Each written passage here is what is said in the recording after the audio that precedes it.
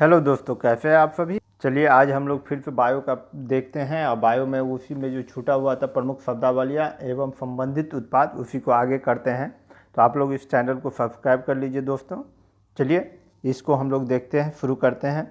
देख सकते हैं पहला क्वेश्चन है, सब्जियों के लिए काम आने वाले पौधे के अध्ययन को कहते हैं।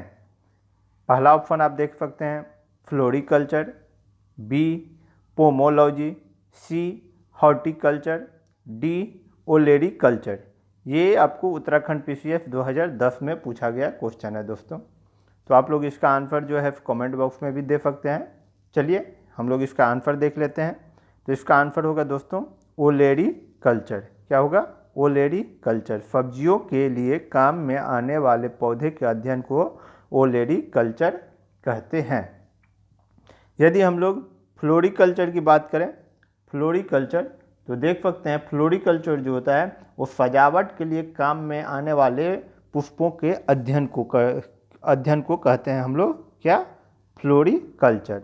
यदि हॉर्टिकल्चर की बात करें, हॉर्टिकल्चर की, तो हम लोग कह सकते हैं हॉर्टिकल्चर का जो होता है वो पुष्प एवं फल देने वाले पौधे का अध्ययन, पुष्प एवं फल देने वाले पौधे का अध्ययन को हम लोग क्या कहते हैं? हॉर्टिकल्चर।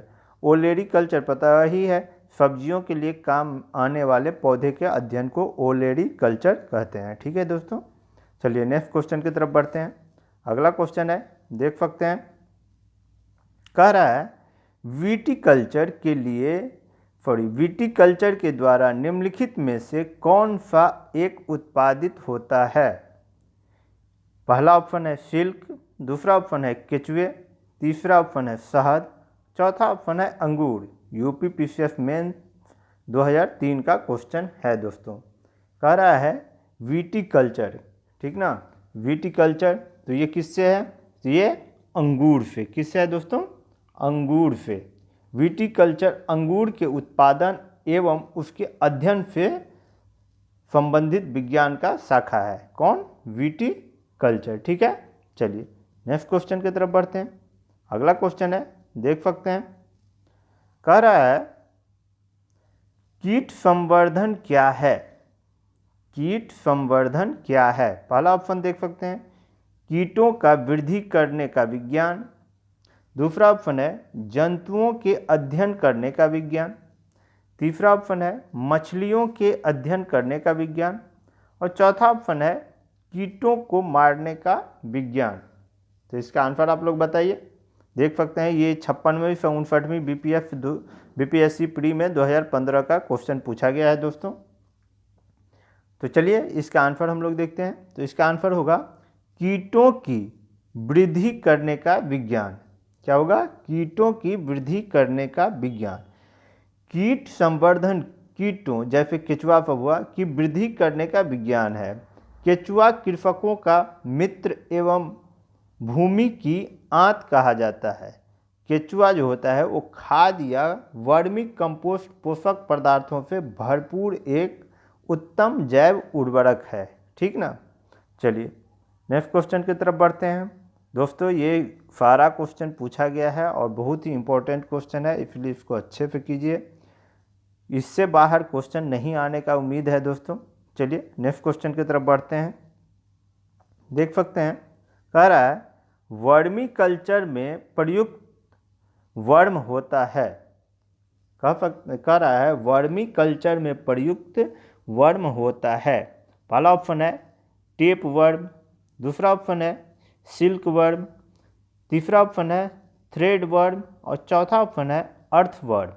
ये देख सकते हैं यूपी पीसीएस मेंस 2005 में पूछा गया क्वेश्चन है दोस्तों। तो इसका आंसर आप लोग बताइए।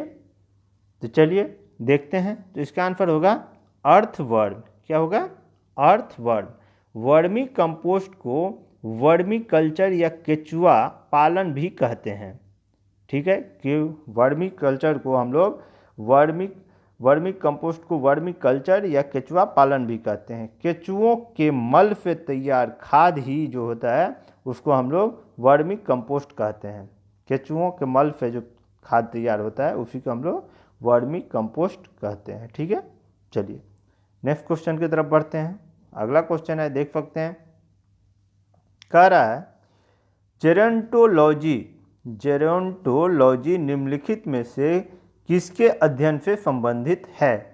पहला ऑप्शन है शिशु, दूसरा ऑप्शन है महिला, तीसरा ऑप्शन है त्वचा की बीमारी और चौथा ऑप्शन है वृद्ध।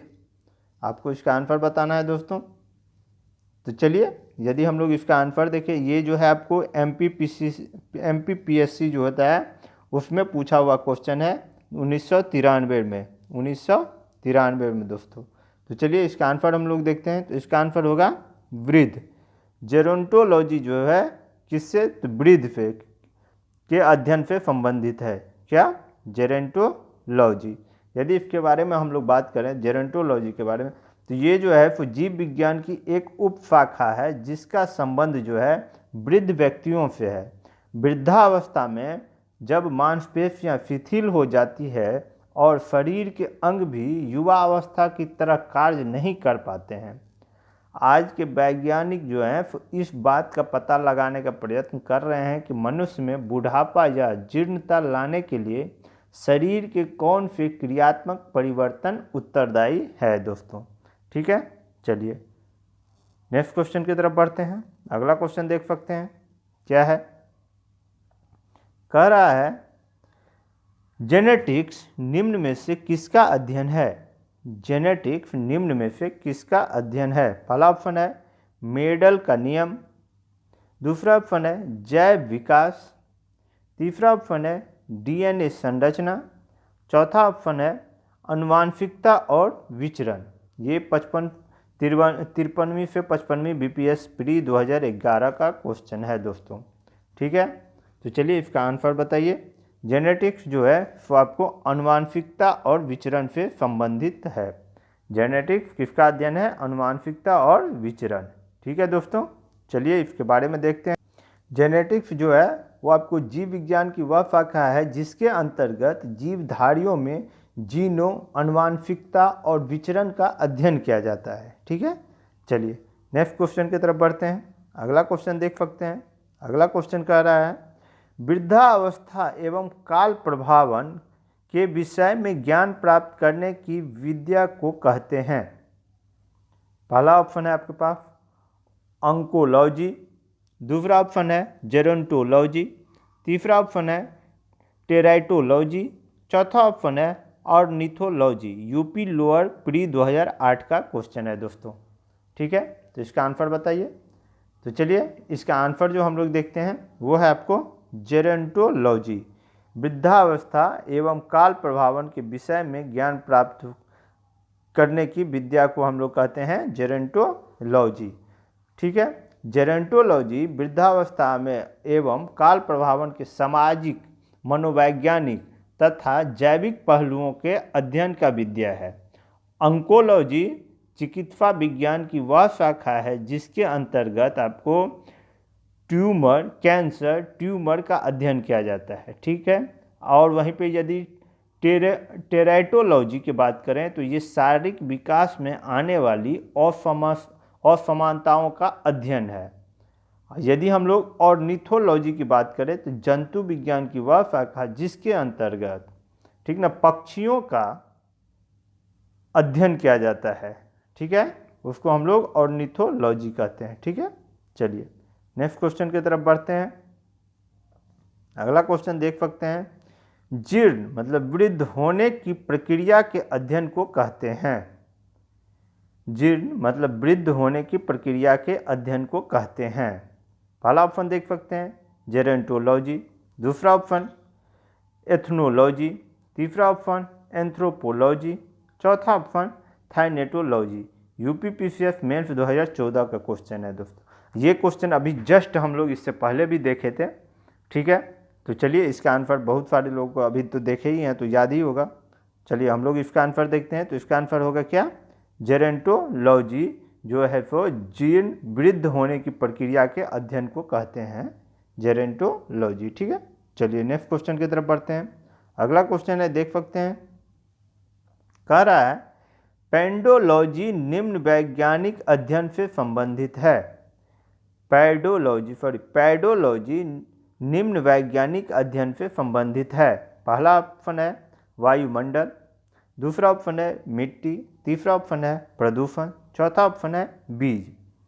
ये राजस्थान में प्री 1999 का पूछा हुआ क्वेश्चन है दोस्तों। तो चलिए इसका आंसर हम लोग देखते हैं। तो इसका आंसर होगा मिट्टी। क्या होगा इसका आंसर? मिट्टी। ठीक है दोस्तों। यदि इसके बारे में हम लोग देखें तो पेडोलॉजी के अंतर्गत मृदा निर्माण, मृदा के प्रकार, उसका अध्ययन करते हैं। ठीक है। मृदा एक भौतिक घटक है जिससे हरे पौधे कच्चे पदार्थ के रूप में खनिज लवण प्राप्त करते हैं। सभी को पता है ये चीज़। मिट्टी भौतिक चट्टान के अपक्षय से निर्मित होता है। ठीक है। चलिए नेक्स्ट क्वेश्चन की तरफ बढ़ते हैं। अगला क्वेश्चन है, देख सकते हैं, अस्थियों के अध्ययन विज्ञान की किस शाखा के अंतर्गत किया जाता है? अस्थियों का अध्ययन विज्ञान की किस शाखा के अंतर्गत किया जाता है? पहला ऑप्शन है ऑस्टियोलॉजी, दूसरा ऑप्शन है ओरोलॉजी, तीसरा ऑप्शन है सेरोलॉजी, चौथा ऑप्शन है जियोलॉजी। यूपीपीसीएस 1990 का प्री का क्वेश्चन पूछा हुआ है। ठीक है दोस्तों। तो चलिए यदि इसका आंसर हम लोग देखते हैं तो इसका आंसर होगा आपको ऑस्टियोलॉजी। क्या होगा? ऑस्टियोलॉजी। ठीक है। ओरोलॉजी के बारे में देखें, ओरोलॉजी जो होता है ये पर्वतों का है। किसका है? पर्वतों का अध्ययन को हम लोग कहते हैं ओरोलॉजी। ठीक है। सेरोलॉजी जो है इसको हम रुधिर सीरम का वैज्ञानिक अध्ययन, सेरोलॉजी रुधिर सीरम का वैज्ञानिक अध्ययन। ठीक है। अब हम लोग किसको देखते हैं? जियोलॉजी। जियोलॉजी तो आप लोग को भी पता ही है, पृथ्वी के आंतरिक संरचना तथा उसमें पाए जाने वाले पदार्थ का अध्ययन को हम लोग क्या कहते हैं? जियोलॉजी। ठीक है। चलिए नेक्स्ट क्वेश्चन की तरफ बढ़ते हैं। अगला क्वेश्चन है, देख सकते हैं, कह रहा है हड्डियों की पढ़ाई विज्ञान की किस शाखा के अंतर्गत होती है? हड्डियों की पढ़ाई जो है वो विज्ञान के किस शाखा के अंतर्गत होती है? पहला ऑप्शन देख सकते हैं जियोलॉजी, दूसरा ऑप्शन है सेरोलॉजी, तीसरा ऑप्शन है ओरोलॉजी और चौथा ऑप्शन है ऑस्टियोलॉजी। पांचवा ऑप्शन है उपयुक्त में से कोई नहीं, उपयुक्त में से एक से अधिक। दोस्तों ये बीपीएससी प्री 2019 का क्वेश्चन है, देख सकते हैं आप लोग। तो इसका आंसर आप लोग बताइए। तो चलिए यदि इसका आंसर हम लोग देखते हैं तो इसका आंसर होगा ऑस्टियोलॉजी। क्या होगा? ऑस्टियोलॉजी जो है वो हड्डियों की पढ़ाई विज्ञान की शाखा के अंतर्गत होती है। किसके अंदर? ऑस्टियोलॉजी के अंतर्गत। देखते हैं यदि हड्डी उड्डी का दिखाने जाते हैं तो वहाँ पे लिखा रहता है हॉस्पिटल सब में। चलिए नेक्स्ट क्वेश्चन की तरफ बढ़ते हैं। अगला क्वेश्चन है, देख सकते हैं, सर्पों के विष में जानकारी प्राप्त करना कहलाता है। सर्पों के विष में जानकारी प्राप्त करना कहलाता है। पहला ऑप्शन है सर्पेटोलॉजी, दूसरा ऑप्शन है ऑर्निथोलॉजी, तीसरा ऑप्शन है हर्पेटोलॉजी और चौथा ऑप्शन है इक्थियोलॉजी। उत्तराखंड पीसीएस मेंस 2002 का पूछा हुआ क्वेश्चन है दोस्तों। तो चलिए यदि इसका आंसर हम लोग देखते हैं तो इसका आंसर होगा सर्पेटोलॉजी। सर्पेटोलॉजी के तहत सर्पों का अध्ययन किया जाता है। ठीक है। हर्पेटोलॉजी जो होता है वो जीव विज्ञान का वह शाखा जिसके अंतर्गत हम लोग उभयचरों तथा सरीसृपों का अध्ययन करते हैं। किसको? हर्पेटोलॉजी के तहत। ठीक है। और यदि हम लोग ऑर्निथोलॉजी की बात करें, ऑर्निथोलॉजी की, तो इसके तहत जो है पक्षियों का अध्ययन किया जाता है। ऑर्निथोलॉजी के तहत पक्षियों का अध्ययन किया जाता है। ठीक है। यदि हम लोग इक्थियोलॉजी की बात करें, इक्थियोलॉजी के तहत जो है तो मछलियों का अध्ययन किया जाता है। किसका?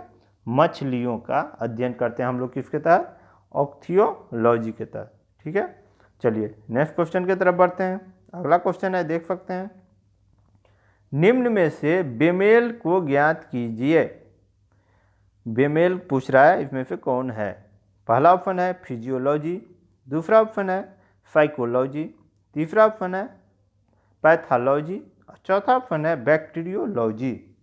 इसका आंसर बताना है। ये उत्तराखंड में पूछा हुआ है प्री 2007 में दोस्तों। तो चलिए इसका आंसर हम लोग देखते हैं साइकोलॉजी। क्या होगा, फाइकोलॉजी दोस्तों। ठीक है, हम लोग देख सकते हैं फिजियोलॉजी, ठीक है, पैथोलॉजी और आपको बैक्टीरियोलॉजी जो है वो आपको जीव विज्ञान से संबंधित है। ये तीनों जो है जीव विज्ञान से संबंधित है। वहीं साइकोलॉजी का बात करें तो ये जो है आपको मनोविज्ञान से। ठीक है, चलिए नेक्स्ट क्वेश्चन की तरफ बढ़ते हैं। अगला क्वेश्चन देख सकते हैं, ये अगला लास्ट क्वेश्चन है दोस्तों आज का सेशन का। चलिए देख लेते हैं पहले, हाइड्रोपोनिक्स क्या है। कह रहा है हाइड्रोपोनिक्स क्या है। पहला ऑप्शन है मृदा विहीन पादप संवर्धन, दूसरा ऑप्शन है पादप में कलम लगाना, तीसरा ऑप्शन है सब्जियों का अध्ययन, चौथा ऑप्शन है जल संरक्षण। यूपीपीसीएस मेंस 2009 का पूछा हुआ क्वेश्चन है दोस्तों, हाइड्रोपोनिक्स। ये आंसर इसका देखते हैं दोस्तों, मृदा विहीन पादप संवर्धन को हम लोग हाइड्रोपोनिक्स कहते हैं।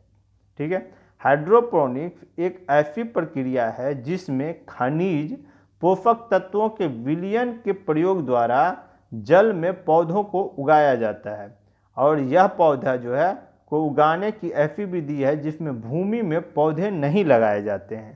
ठीक है दोस्तों, चलिए आज के लिए इतना ही दोस्तों। आप लोग इस चैनल को सब्सक्राइब कर लीजिए, लाइक कर दीजिएगा, शेयर कर दीजिएगा दोस्तों।